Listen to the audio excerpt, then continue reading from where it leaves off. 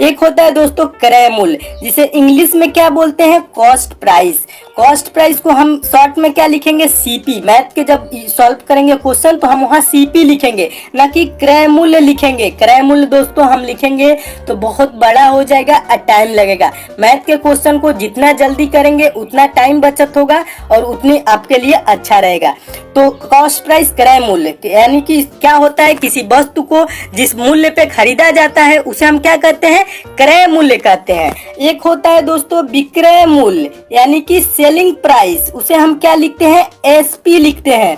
तो दोस्तों किसी वस्तु को जब खरीद लिए फिर उसको हम बेचेंगे जिस मूल्य पे, कुछ बढ़ा के बेचेंगे या कुछ घटा के, तो वो जो मूल्य होगा उसे हम क्या कहेंगे, सेलिंग प्राइस। उसे हम मैथ की भाषा में क्या लिखेंगे, एसपी लिखेंगे। एसपी क्यों लिखे, सेलिंग का एस और प्राइस का पी, ऊपर ही कॉस्ट का सी और प्राइस का पी, उसी को शॉर्ट में लिखते हैं। और एक चीज होता है क्या, कोई वस्तु खरीद लिए और फिर बेच दिए तो क्या होगा, हमें ज्यादा मूल्य पे बेच दिए तो क्या हो जाएगा, लाभ होगा। लाभ को इंग्लिश में दोस्तों क्या कहते हैं, प्रॉफिट कहते हैं। प्रॉफिट को हम पी से प्रदर्शित करेंगे, यानी कि प्रॉफिट का पहला अक्षर पी। और कभी किसी वस्तु को खरीद लिए और फिर उसको हम क्या किए, बेच दिए कम मूल्य पे, तो हमें क्या होने लगेगी, हानि होने लगेगी। तो हानि को हम इंग्लिश में क्या कहते हैं, लॉस बोलते हैं। तो लॉस को हम किससे प्रदर्शित करेंगे, एल से प्रदर्शित करेंगे, यानी कि एल यानी लॉस का पहला अक्षर एल है, उससे ही प्रदर्शित करेंगे। अब देखिए दोस्तों लाभ कब होता है, लाभ कब होगा ये चीज मैं आपको बता रहा हूँ। देखिए दोस्तों लाभ बराबर क्या होता है, विक्रय मूल्य माइनस क्रय मूल्य। जब विक्रय मूल्य बड़ा होगा क्रय मूल्य छोटा होगा, यानी कि अब अभी नीचे मैं आपको बता देता हूँ, जब विक्रय मूल्य बड़ा होगा और क्रय मूल्य छोटा होगा तो क्या होगा, लाभ होगा। अब हानि दोस्तों कब होगी, जब क्रय मूल्य में से विक्रय मूल्य घट जाए तो आपका क्या होने लगेगा, हानि होने लगेगी। नीचे आप समझिए दोस्तों, ये आपका सीपी है। अभी मैं आपको सीपी मतलब बताया क्या, कॉस्ट प्राइस। कॉस्ट प्राइस मतलब क्रय मूल्य, खरीदने वाला मूल्य। अब दूसरा क्या है आपका, एसपी है। एसपी का मतलब क्या होता है, सेलिंग प्राइस, मतलब विक्रय मूल्य, जिसपे किसी वस्तु को बेचा जाता है वो मूल्य को क्या बोलेंगे, विक्रय मूल्य। तो आइए नीचे और समझिए। देखिए कोई वस्तु है, हम उसे क्या किए, क्रय मूल्य यानी सीपी है, 100 रुपए में खरीदे और फिर हम क्या किए दोस्तों, 120 रुपए में क्या किए, बेच दिए। जब 100 रुपए में दोस्तों खरीदे, आप अपने दिमाग से थोड़ा सा सोचते चलेंगे, मैथ में थोड़ा सा दिमाग लगाएंगे तो आप एकदम महारत हासिल कर लेंगे। जब मान लीजिए दोस्तों आप मार्केट में गए, कोई वस्तु 100 रुपए में खरीद लिए, अब फिर घर ले आके उसे किसी से बेच दिए, कितने रुपए में, 120 रुपए में। तो आपको क्या हुआ इसमें दोस्तों, आपको 20 रुपए का लाभ हुआ। क्या हुआ, 20 रुपए का लाभ हुआ। लाभ कितने का हुआ, 20 रुपए का। ये चीज समझ लीजिए, एकदम बेसिक चीज से बता रहा हूँ, आपको कहीं पे भी दोस्तों डाउट नहीं होना है। देखिए अब दूसरा स्टेप देखिए, किसी वस्तु को दोस्तों आपने क्या किया, 100 रुपए में खरीदा और क्या किया, फिर से 100 रुपए में ही बेच दिया।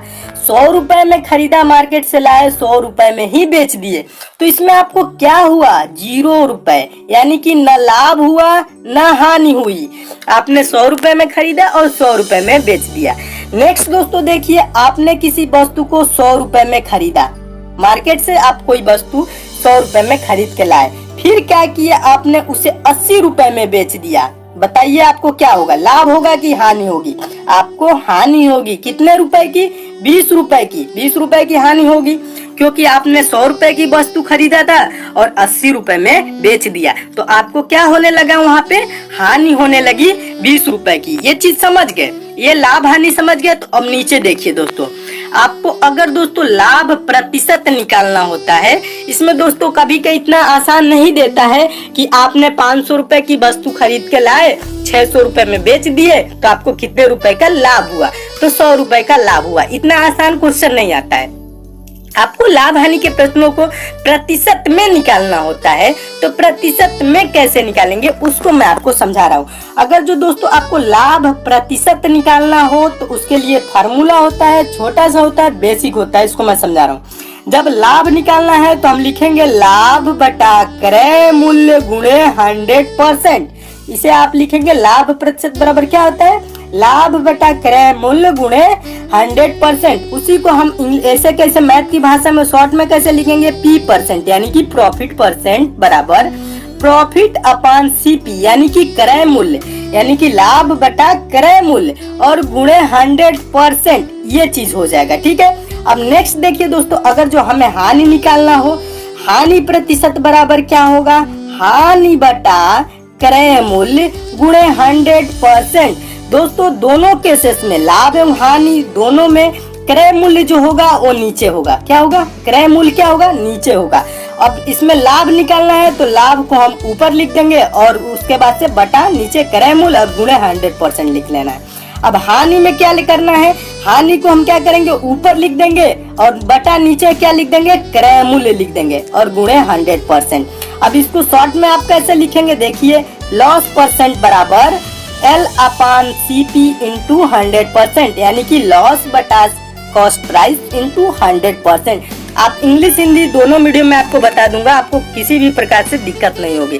ठीक है, तो यहाँ पे भी आप समझ सकते हैं कि क्या हो जाएगा, इसमें शॉर्ट में इतने में ही लिख लेंगे और हिंदी में अगर जो इतना बड़ा लिखे तो इतना आपको लिखना पड़ेगा। इसलिए दोस्तों शॉर्टकट का प्रयोग ज्यादा करेंगे तो आप टाइम की बचत भी करेंगे। तो ये चीज आपको दोस्तों समझ में आ गई होंगी कि लाभ परसेंट बराबर लाभ बटा क्रय मूल्य गुणे 100, हानि परसेंट बराबर हानि बटा क्रय मूल्य गुणे 100%, ये चीज आपका होता है। तो आइए मैं आपको एक क्वेश्चन देता हूँ। देखिए आपका ये क्वेश्चन रहा, बेसिक क्वेश्चन है, इस पे आप समझ लीजिए कि इस टाइप के क्वेश्चन आएंगे तो आप कैसे सॉल्व करेंगे। इंपॉर्टेंट क्वेश्चन है, इस टाइप के क्वेश्चन पेपर में भी पूछे जाते हैं। क्वेश्चन है, एक व्यक्ति 400 रुपए में एक घड़ी खरीद कर उसे 500 रुपए में बेच देता है, उसे कितने प्रतिशत का लाभ हुआ। देखिए दोस्तों, मैथ के क्वेश्चन को सॉल्व करने के लिए आपको क्वेश्चन को खूब अच्छे से पढ़ना है। जब आप क्वेश्चन समझ लेंगे तो मैथ के प्रश्न को भी खूब अच्छे से सॉल्व कर लेंगे। तो क्वेश्चन आपका क्या कह रहा है, एक व्यक्ति है वो 400 रुपए में एक घड़ी खरीदता है और उसे 500 रुपए में बेच देता है, तो उसे कितने प्रतिशत का लाभ हुआ, यानी कि क्रय मूल्य सीपी उसका क्या है, उसने कितने रुपए में खरीदा, बताइए उसका सीपी क्या है। दोस्तों ये चीज रहा आपका सीपी, यानी कि खरीदा कितने रुपए में, तो यहाँ पे पढ़ेंगे 400 रुपए में खरीद कर, यानी कि सीपी जो है कास्ट प्राइस उसका 400 रुपए है।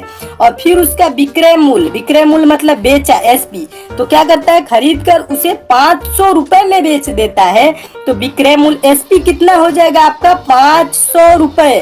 तो यहाँ पे देखेंगे दोस्तों, क्रय मूल्य आपका 400 है, विक्रय मूल्य 500 है, तो उसे क्या हुआ, आपका लाभ हुआ।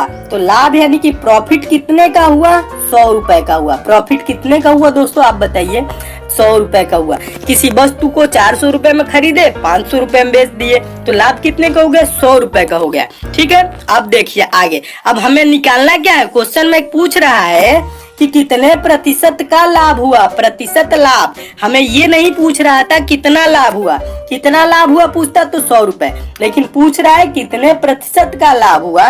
तो उसके लिए हम क्या करेंगे, लाभ प्रतिशत बराबर लिखेंगे। लाभ प्रतिशत बराबर क्या होता है, लाभ बटा क्रय मूल्य गुणे 100%, ये चीज होता है।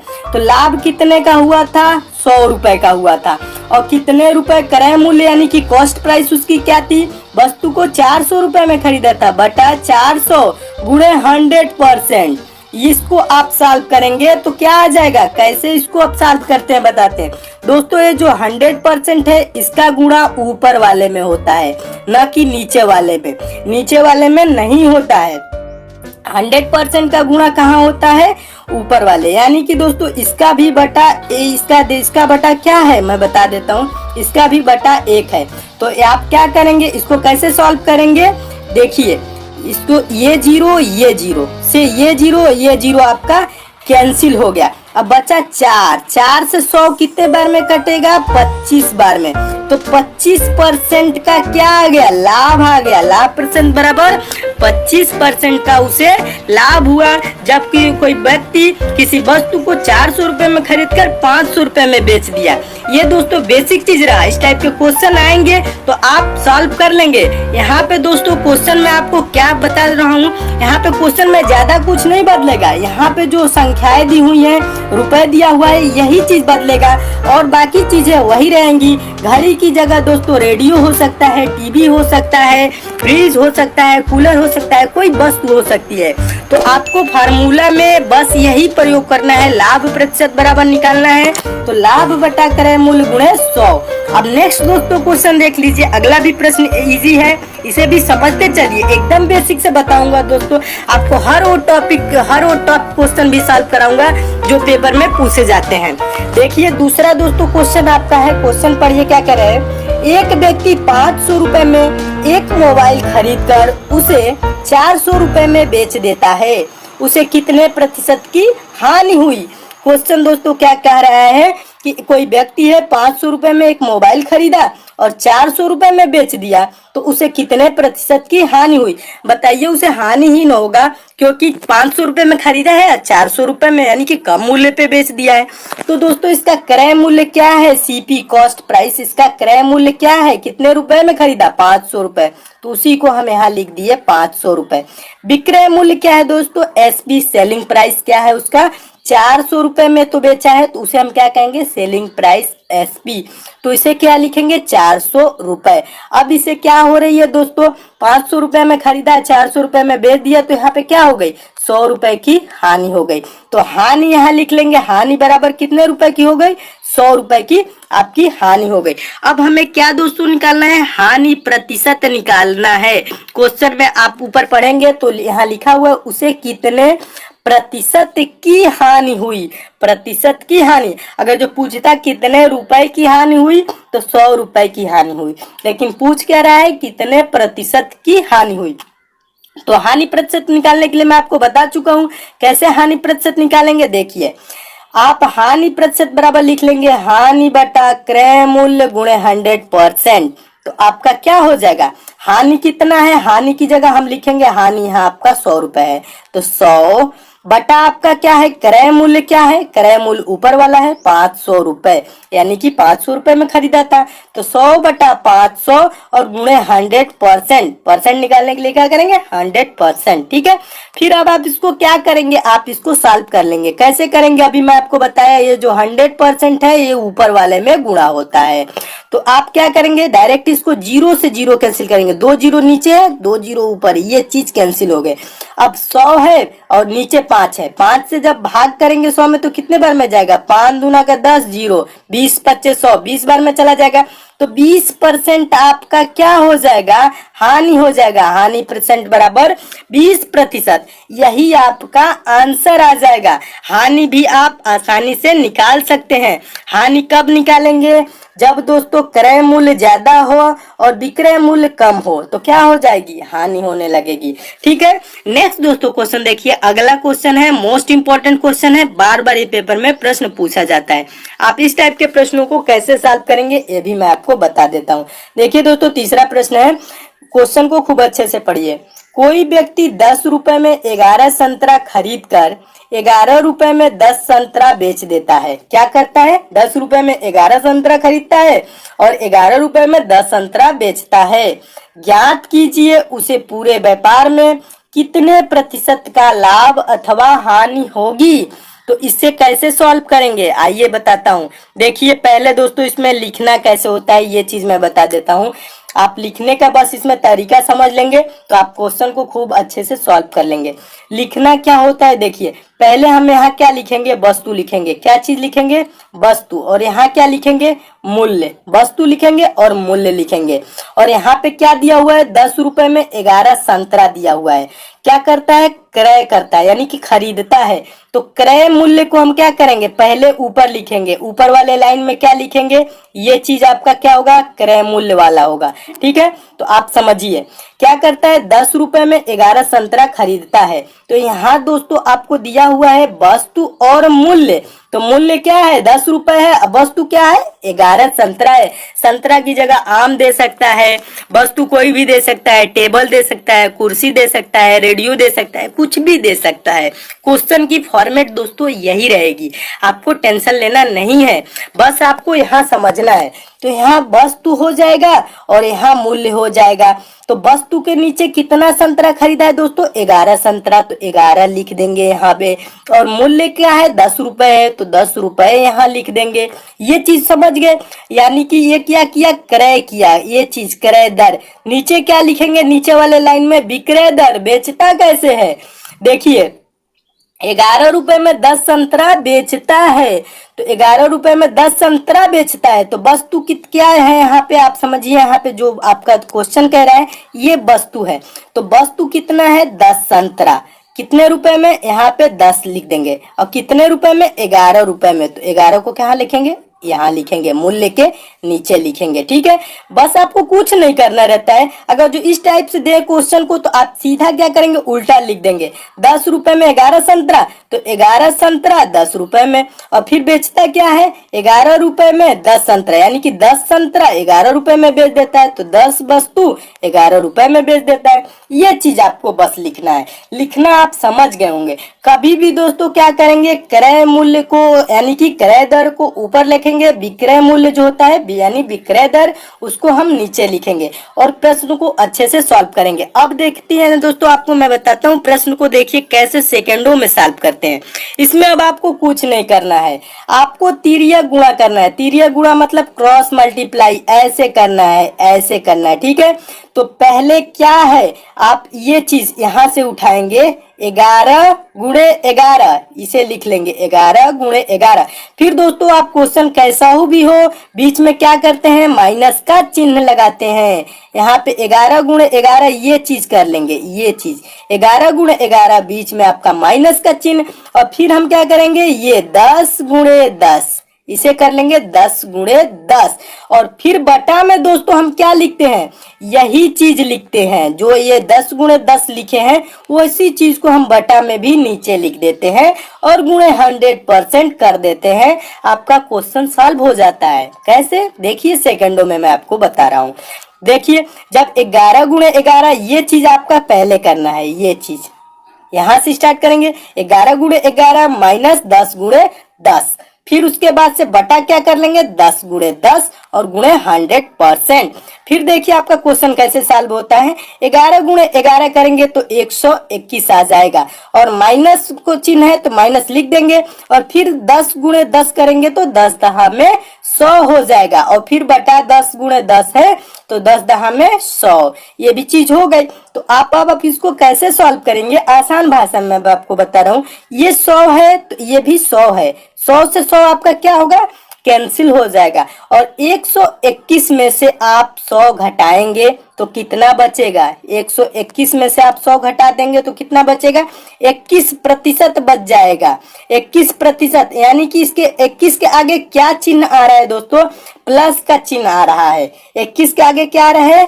प्लस का चिन्ह आ रहा है, तो 21% लाभ हो जाएगा। जब दोस्तों प्लस में संख्याएं आएंगी तो उतना प्रतिशत लाभ हो जाएगा। ये क्वेश्चन मैं उम्मीद करता हूं आप अच्छे से समझ गए होंगे। नेक्स्ट दोस्तों क्वेश्चन देखिए, अगला प्रश्न है, मोस्ट इंपोर्टेंट प्रश्न है। ये भी प्रश्न उसी टाइप का है, इसे भी आप अच्छे से समझ लीजिए। देखिए इस प्रश्न को समझने के लिए आपको खूब अच्छे से क्वेश्चन पढ़ना है। चौथा क्वेश्चन मोस्ट इंपोर्टेंट।